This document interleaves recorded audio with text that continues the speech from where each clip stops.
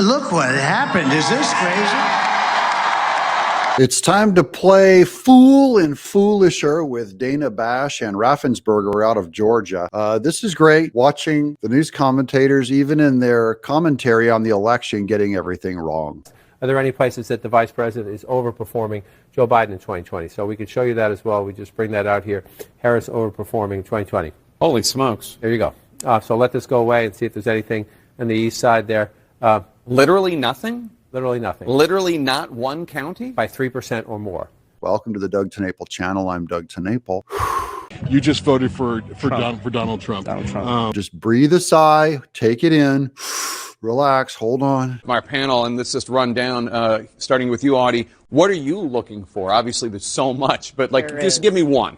I would say that 2020 was a historic turnout. I mean, the highest since the 1900s. She goes, they ask her about election night, and she goes back to 2020, that it was a historic turnout. There's no explanation why everyone turned out for Biden. We all remember all the COVID shutdown stuff, and they had all the circles around the people, and it would like 8 people would come to a Joe Biden event, and that was historic turnout. And so now, what's going to get all those voters to go for a Kamala? So if it doesn't match that, who stayed home and why? And I think so many of our questions will come to that. Which group stayed home and why? Who stayed home? We already know not enough females came out. Kamala Harris bet very hard on females, and Trump bet very, very hard on males. Not enough females came out. And the Democrats bet a lot on race, and the people they thought they had in their pocket also didn't come out for her. Donald Trump has been running for 2 years.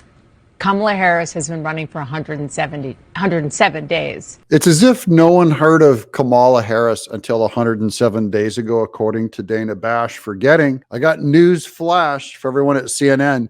Kamala Harris was the vice president. It's been 4 years. We know her pretty well. There's not a lot. Even the information they gave us isn't very clear. No one understands her. So one of my big questions is, particularly with her candidacy, is whether that was just enough time. Oh, it was plenty of time. I've had my fill of Kamala, thank you. To introduce herself to the country and to candidates who were dead set on voting for a Democrat, wasn't so sure about him. And now she's throwing poor Joe Biden, our current beloved president, under the bus. That they were dead set to vote Democrat, but they weren't sure about him. No, they shouldn't be sure about her. That's her problem. She's the one that said that he was fine. By the way, Dana Bash said it too, that he was fine. And I think that's why Democrats are going, you fool me once, shame on you. Fool me twice, shame on me. I'm voting for the other guy. Yes, I want to thank the American people for the extraordinary honor of being elected your 47th president and your 45th president. I voted Democrat the past 4 years, and I'm really disappointed in the administration, how everything has been going. Did you vote for Biden in 2020? I did. I'm sorry. I did. Yeah, I did.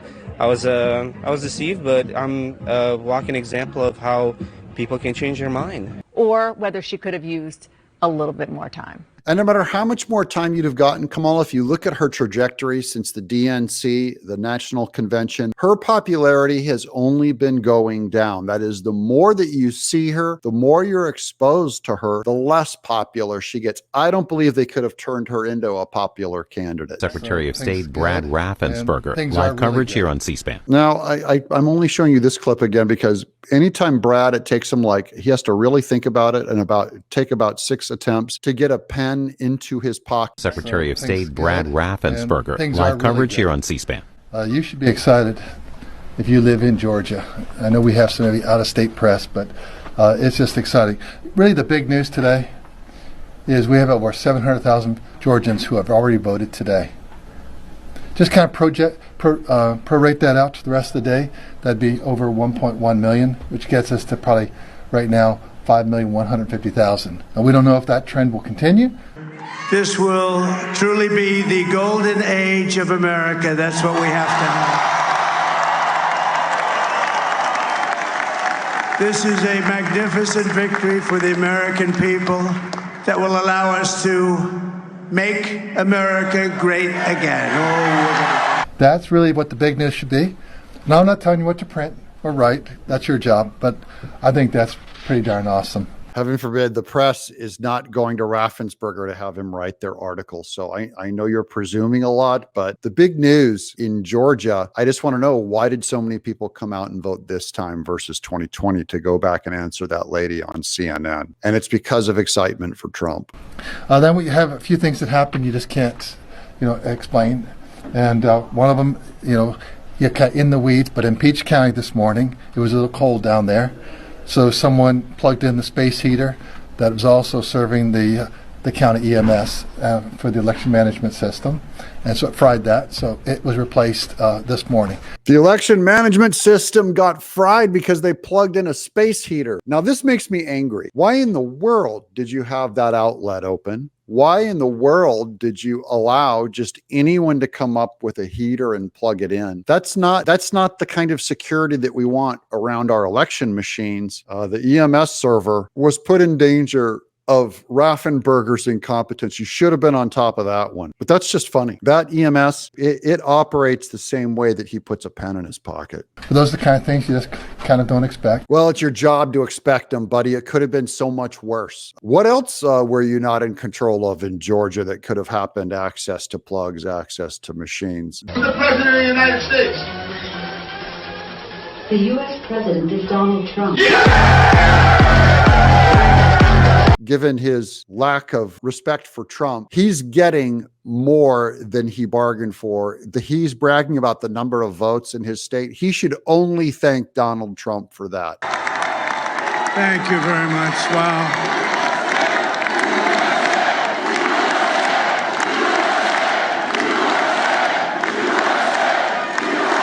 Well, I want to thank you all very much. This is great. These are our friends. We have thousands of friends on this incredible movement.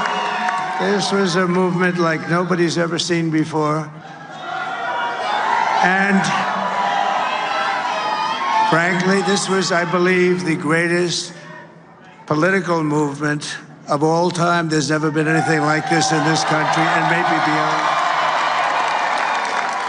And now it's going to reach a new level of importance because we're going to help our country heal. We're going to help our country heal. We have a country that needs help, and it needs help very badly.